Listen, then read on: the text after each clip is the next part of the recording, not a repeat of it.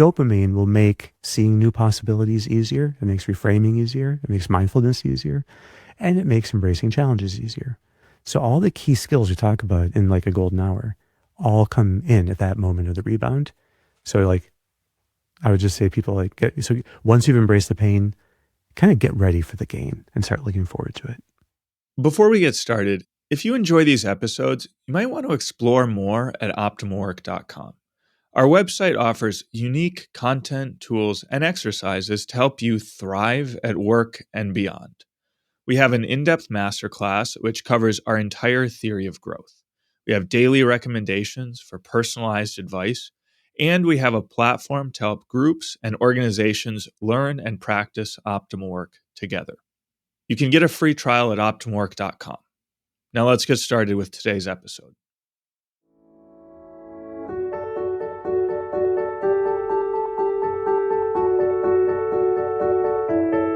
Hey, this is Sharif here with another episode of the Optimal Work Podcast, joined by Dr. Kevin Majeres. Kevin, good to be back here with you again. Hey, Sharif, great to be back. Yeah, Kevin. Well, I thought we could close off our series on Dynorphins here, third episode, exploring, I guess we talked about how Dynorphins are important for every type of growth, every area of growth. And maybe the example that still stands out to me is like cold plunge and sauna and this feeling of being totally uncomfortable and I got to get out of here. So I thought maybe it would be helpful to go through a bunch of examples of all these different areas and all these different ways that Dynorphins can enter the picture and how they show up in different areas of growth. So that sounds great. Okay? Yeah. You okay with that? Okay. Yeah, let's do it.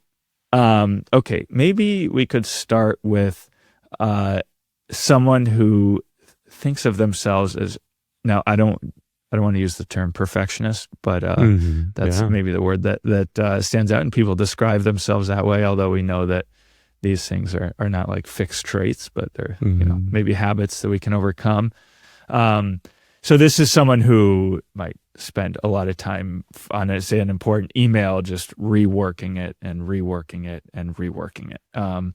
So what is the area of growth here? How do Dynorphins fit into this picture? Yeah, so in the big picture, we always want to look at the two elements of there's something that has to be accepted, and then there's a kind of growth that we commit ourselves to. And that's the fundamental basis of cognitive behavioral therapy practice today, particularly as acceptance and commitment therapy.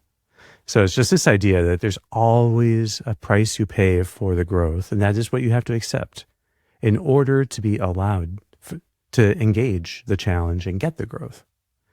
So I think this, like in this case with perfectionism, it can of course vary, but you could imagine that they're afraid of being judged.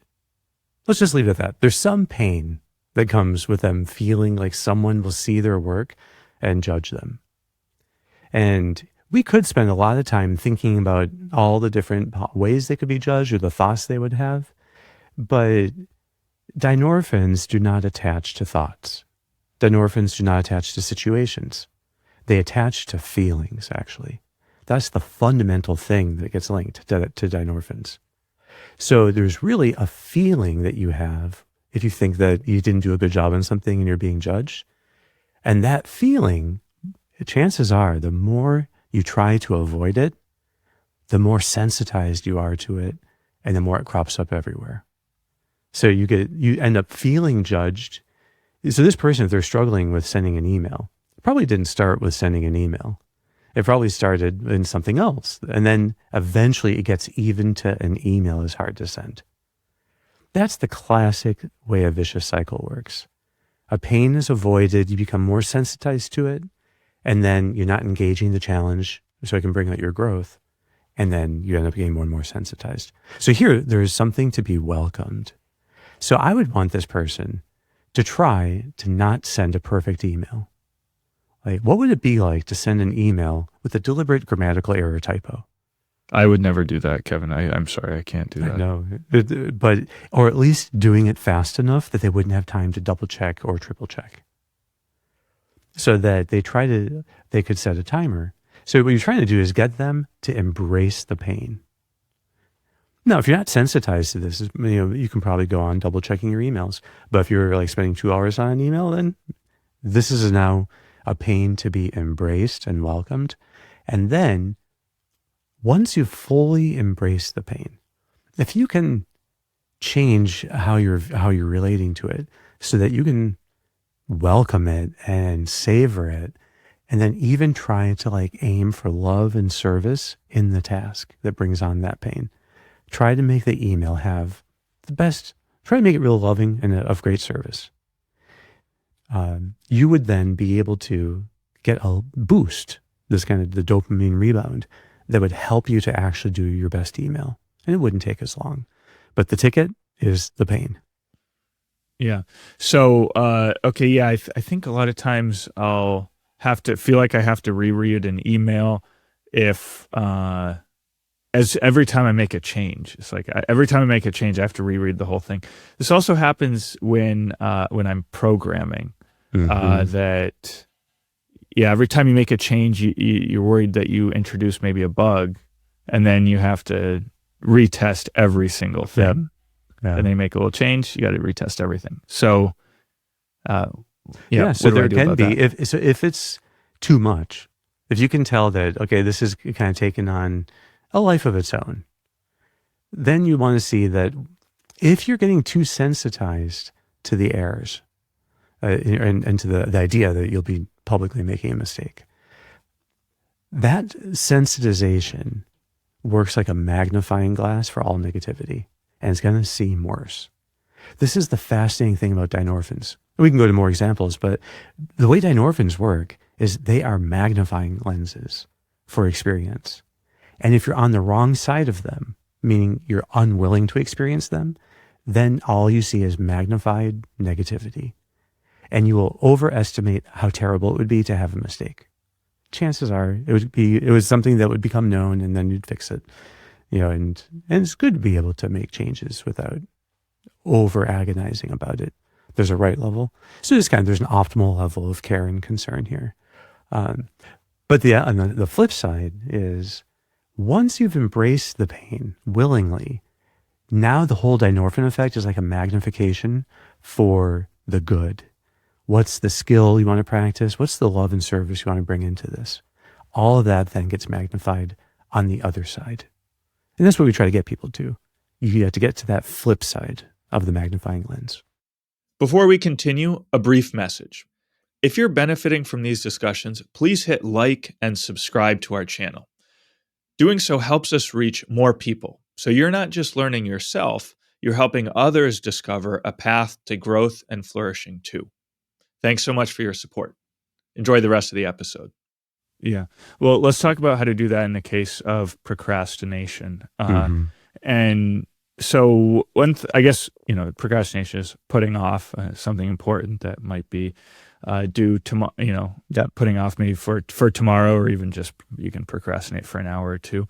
So let's suppose that, I have a somewhat daunting task, like filing my tax returns, or something that's going to be painful, boring, whatever, which is coming up now. And I guess sometimes I just say, well, I need to distract myself with something totally different. Sometimes I can convince myself that, this would be actually a really good time to do this other thing that I've been wanting to do, or this other, and it feels good to like check something off my to-do list, even though it didn't have to be done right then. Yep. So that's still procrastinating, I think. Exactly. And so any relief you get through procrastination is a setback. Relief will make you more sensitized to the pain of starting daunting tasks in the future. So when dynorphins go high, if you get relief, now you have sensitized yourself even more to whatever that thing is that caused the dynorphins to go high in the first place. So very different is the experience of learning to look forward to the pain of starting a daunting task. And the more you try welcoming that pain and savoring it, putting your finger on it, like what actually is that pain like? You'll see that the more eagerly you try to find it, the more you try to chase the dynorphins, in fact, the faster you get to the dopamine rebound. And now you feel like getting started on the task and breaking down the first step into smaller parts and then chugging away at it. So it can be a wonderful discovery for people if they're habitual procrastinators to try to see like, what would it be like to take a number of things you've been procrastinating and just try to do this as an experiment. Sometimes it helps for people to do a little bit of mindfulness where they settle their attention into the feeling of the breath in the chest and then use that as the way of opening up and welcoming the pain that they get when they think of starting the daunting task. So the more you can feel it and welcome it, the more then you flip it around. And now it's actually a boost. And you get even more dopamine. To the extent that you were procrastinating because you were avoiding the pain, you can get the same bounce from it. Love it. Hey, Kevin, so actually I was just, it reminds me of a conversation I recently had where I was talking with someone, a college student, who struggles to keep the right schedule, going to bed, waking up. I think that's one of the biggest challenges for college students is like getting to bed at the right time. And they kind of know they should.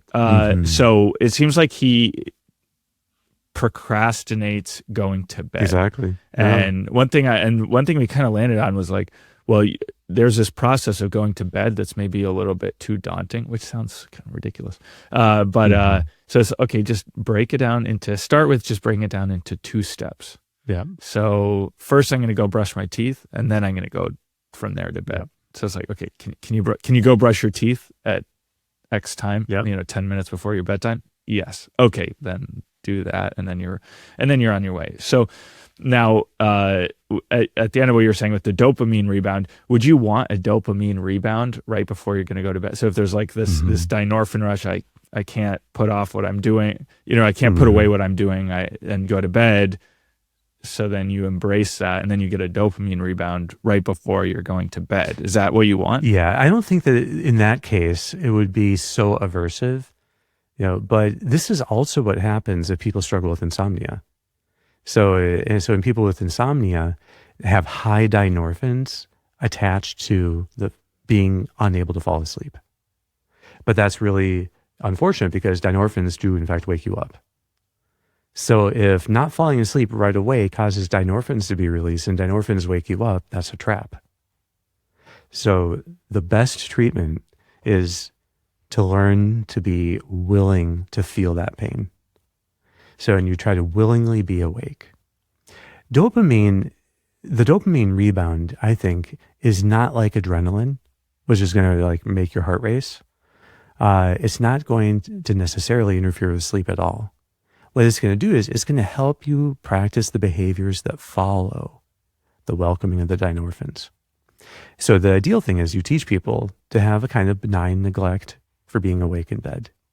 You teach people to basically know that if their eyes are closed and they're not working, it's about 80% the benefit of sleep. You can help people learn how to practice parking their attention in someplace neutral, like playfully labeling any thoughts that come into their mind with just a couple words at most. Like, there's a thought about that. There's a thought about that. So playfully label occasionally and like just notice things. And then they have basically the same benefit of falling asleep. If people are totally willing to suffer the insomnia and treat it as not, if they're not bothered by it, then it doesn't happen. Basically, dynorphins are the measure of how bothered you are by something. So the more something bothers you, you might not be able to control that first thing, like not sleeping, but you can control the second part, which is how much it bothers you. It turns out how much it bothers you is entirely under voluntary control by willingly welcoming the pain. So, and then what you're learning is that only takes a second. And then you're going to learn how to do that better and better. And then gradually, you'll see that without the dynorphins keeping you awake, you go back to sleep or you can fall asleep more easily. Now, the person who is, you can think of procrastinating bedtime is a little bit, it's like the opposite of delayed gratification. It's delayed mortification. And so going to bed would be mortifying. Dynorphins are what makes something mortifying. It's the essence of it. So to lovingly do that, to do that with a motive of wanting to grow, to have some motive of love you can put into it that makes it worthwhile. If you're well rested, who can you better serve tomorrow? What would you do? How could you put love into this as a sacrifice? The sacrifice might be the fear of missing out on things, the fear of being somehow unincluded with what their friends are doing, which is very common. So that fear so we have to actually help people to address the pain very directly. And then we find that our ability to help them is times 10. Because if you can get the right pain in focus, you can help people a lot. Now, and it's just way more effective at helping people. So that's why it's so crucial. Yeah, I think for me, why I stay up too late and okay, but actually, yeah, for me, it's like, well, there's this thing that I could do, and I should just do it right now. I can't. If I push it off till tomorrow, I might not be able to do it. So I should just do it right now.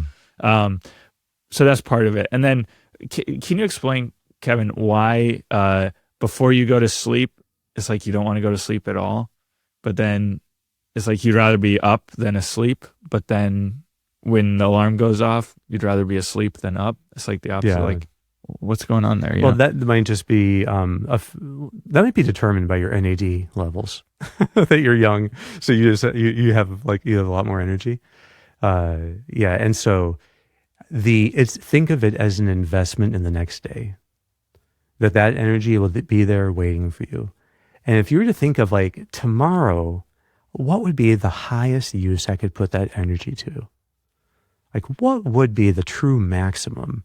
Well, I'm sure that would be enhanced by getting more sleep. As long as you're not getting more than 9 hours. Okay. All right. Fine. I'll do it. The other thing was, the next one. So, you've, I think, talked about before, you call it maybe the minimizer, like you have a big argument or some big issue, and then this person says, whatever, it's not that big a deal. Which I thought, I don't see what's so bad about that. That seems like a good quality, someone who's willing to, but you're saying there's something underlying that, which is like an inability to like deal with conflict in some way. Now, if we are minimizing other people doing wrong to us, I see no downside to that. I really do believe that charity most often is making excuses for people and trying to be just understanding of them. So, and that's something I do try to live by. That if there's an opportunity to make an excuse for someone, great. If there's an opportunity to even better, to try to be compassionate and to validate whatever their pain is, even better. So even when you feel the pain. But minimizers tend to be, it's a lot like denial. So, and many times they minimize the impact that their behavior has on others. Or that there's just the importance of like, well, so I get a B in this class, that's not a big deal. So, how is that going to, well, what does I'm not saying that you have to be overly concerned about grades, but neither would I want someone to be uncommitted to doing their best academically. Like if that's your job right now because you're a student, then you really want to be committed to doing the best in it that you can. And if you have a spouse who's upset with you because you always do something that really bothers them, well, then minimizing becomes just a way of not taking responsibility. And maybe so you could think there's a particular pain that person would feel if they felt that they had to somehow take full responsibility for some situation, particularly if it made someone else uncomfortable or pained. So then that would be what you'd want to be curious about helping them to respond to in a better way.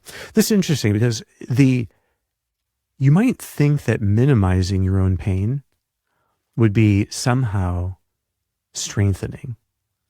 Like it would increase your pain tolerance. We know that's not true. At least I think there's really good research that any validation we get that our pain is real and that it actually does exist and that it makes sense in some way, that kind of validation, again and again, has been proven to increase people's pain tolerance. And you rate things half as painful when you validate the pain. So there's never been an experiment that I've ever heard of where minimizing pain of any kind ends up having you somehow like desensitized to pain. Minimizing is a form of avoidance, and that sensitizes you. But then it blocks your willingness to let others see the pain, or even yourself to acknowledge the pain. That's not a healthy situation. So compassion begins on the inside, and it means with validating the pain that's there. So sometimes if we can just put a name on what's bothering us, even naming an emotion, like, okay, what's the emotion I'm feeling right now? So I'm really bothered by something, and sometimes it happens where I've heard people say they get hot and bothered. I think that idea of being hot and bothered is right, because like you can feel like sometimes you feel like your blood, like your temperature goes up, and your face might get flushed and you're really bothered by something.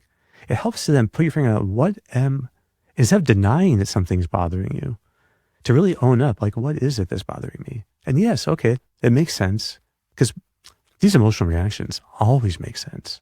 It might not be the whole picture, but they make sense. So if you can be understanding towards it, and then like more warmly approach it, that's already willingness. So, and then once you willingly feel it, then you can actually engage the real challenges. Yeah. And it seems like the opposite extreme is kind of, you could think of like playing the victim. Oh yeah. Complaining. So would you see that as the opposite extreme of the minimizer? And then you kind of have to chart a middle course in between those two, right? Yeah, that's right. And so in some ways, they both may be avoiding feelings of shame or guilt in their own way. One puts it on others and the other just denies its existence. But in the long run, both of those strategies are ways of being unwilling of experiencing ordinary emotions. And the emotions themselves are understandable and they can be welcomed. And the more willing you are to feel it, then the less those triggers will bring out your worst. Yeah. I'll give you a softball here, Kevin. I mean, the minimizer and the playing the victim is, I mean, when I think of work, I think of, I think of writing a computer program or, completing some technical project. How relevant are these to work in your estimation, like a professional context, playing the victim? Is that something that's maybe more relational and kind of outside of work, or do you see this as really impacting, people's work environments? And I think it's pretty fundamental to, the deep avoidance to shame that we all experience. I think everyone has to find a way of overcoming the avoidance of shame. And we did a series on humility, but what humility does is it removes the Dynorphins from shame, to put it that way, so that when shame comes, you can accept that it's there, and then you can still make sure that situation brings out your best. I see playing the victim as a way of trying to make sure that one doesn't take responsibility or doesn't bear any blame. So they blame others usually. So I'm not sure I've ever labeled anyone a victim, like, oh, they're playing victim right now. And so I don't think that would be something I'd want to encourage people. Yeah, exactly. That would be totally invalidating. But I think that the reality is all of us can experience times when we're annoyed at others. And it can be very helpful when others let us down or annoy us or do something that we feel maybe betrayed, maybe whatever it is, that it's good for us to be thinking first of, rather than focusing on the bad that they did, to simply be validating, like on the inside, that yes, this hurt. And it probably makes sense that it would hurt. Probably given our whole history, this kind of thing could be a kind of sensitive area for us.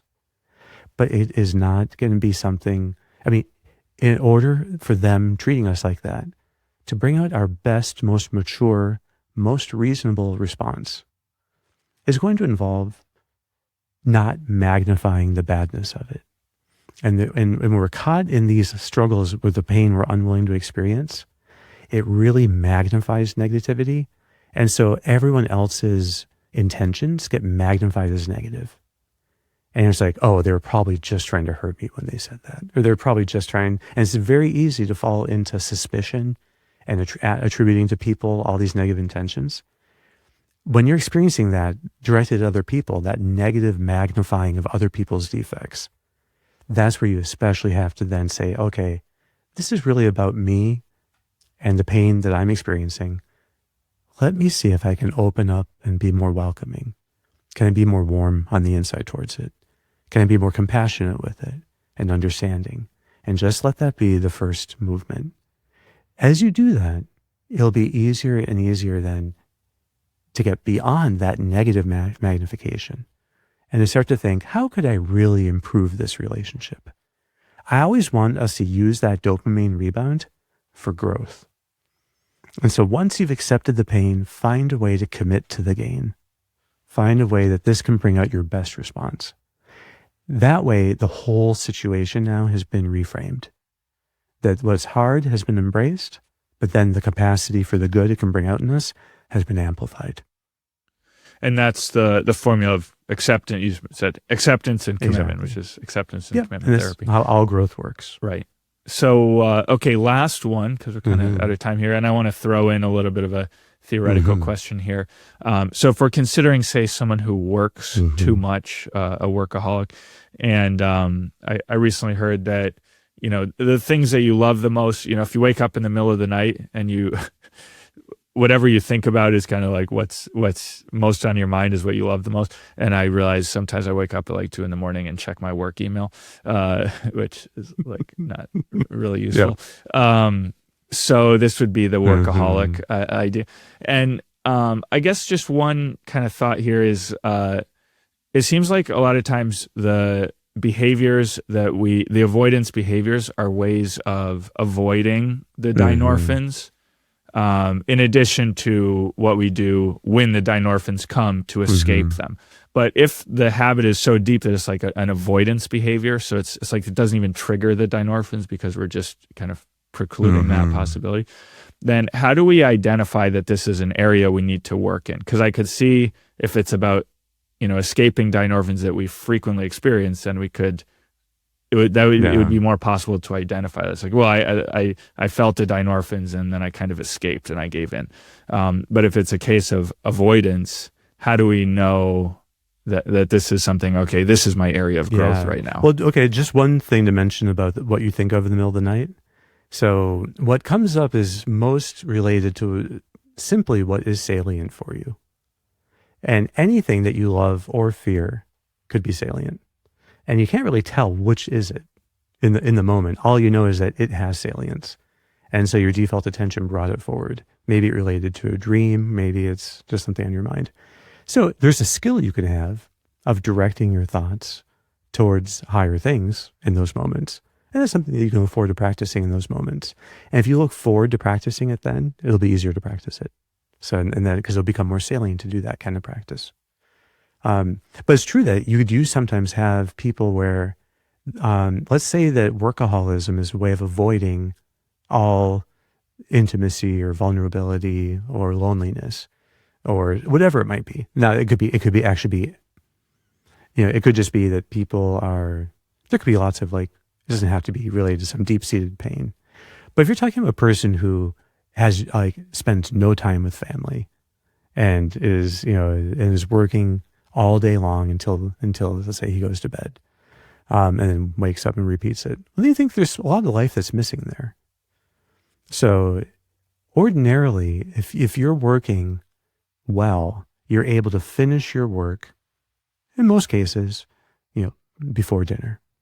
And then with dinner spent with family or friends, or at least on the way to that in some way. And then I would say that it's important that people actually not work at all after dinner. So I've had a rule that I can go 10 years never checking a computer after dinner. So it's just not, I think I had to do it once for something. I don't remember what it was. But that might have broken my 10-year streak.